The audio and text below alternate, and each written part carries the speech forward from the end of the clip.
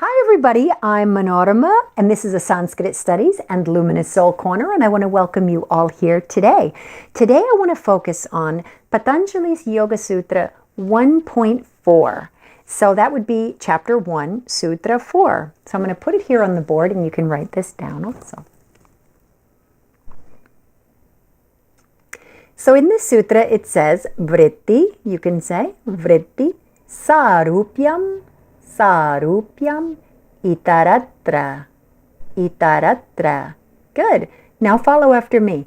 Vritti sarupyam itaratra. Vritti sarupyam itaratra. Good. Okay, now we'll chant it together. I'll lead, you follow. Om vritti sarupyam itaratra.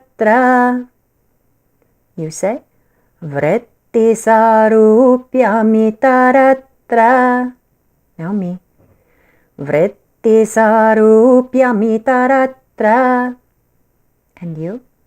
Vritti sarupyam itaratra. Om.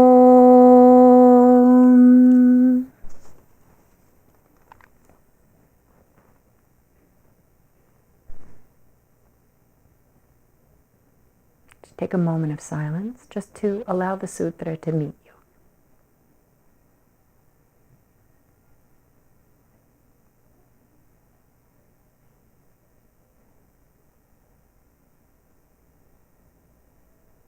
And what does the sutra say? This is from Patañjali, Lord Patañjali, Sri Patañjali, various ways to address him, the author of the Yoga Sutra. He says, and in many ways people consider him to be like a grandfather, one of the great illustrious presences of, or like a grandfather of yoga. It's not a literal, but it's a metaphoric meaning.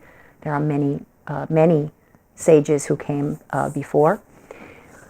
But what he's saying here is that vritti sarupyam itaratra, that unless the definition of yoga is occurring, unless we are experiencing what we are beyond thought, beyond the movement of the vrittis on the field of chitta, unless that is an experience that we are living through or feeling, then vritti sarupyam itaratra. Then otherwise there is conformity to the vritti, meaning otherwise there's conformity to whatever the mind is telling you. And if the mind tells you you're happy, you feel happy. And if the mind tells you you are unhappy, you're unhappy. And you become at the mercy of the mind. You say, what do you mean I'm at the mercy of my mind?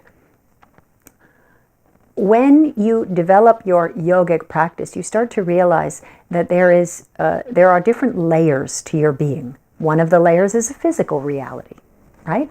I have my glasses. This is a physical reality. I'm wearing this shirt. This is part of physical reality.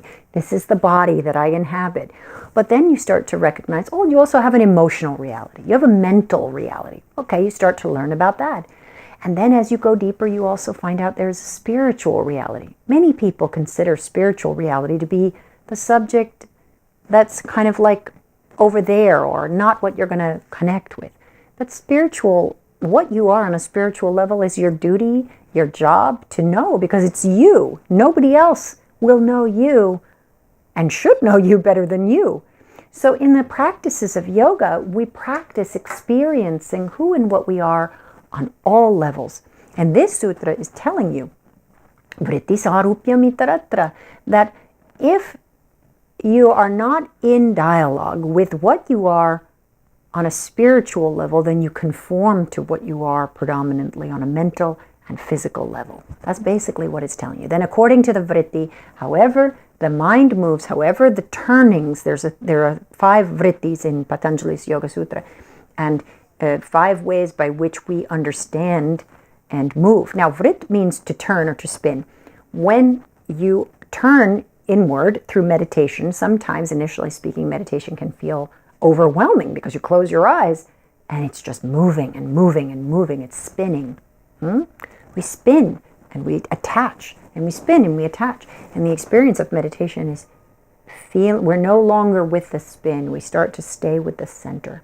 So what is your job as you relate with the sutra? Well, one thing you can practice is saying the sutra out correctly and practicing that and working that into your practice, and also contemplating that when the definition of yoga is not activated, when you're not experiencing what you are beyond thought, then whatever the vritti tells you, you identify, and as Patanjali would say, misidentify with what you are not.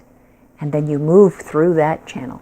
And that's something to gain awareness about and to allow the awareness of that to be enough. It's not a then what.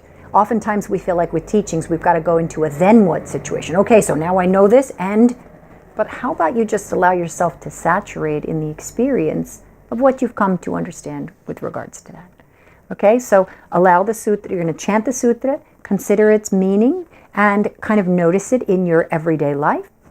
And then you can allow that to be enough. Allow the meaning of that to rise and be enough and meet you.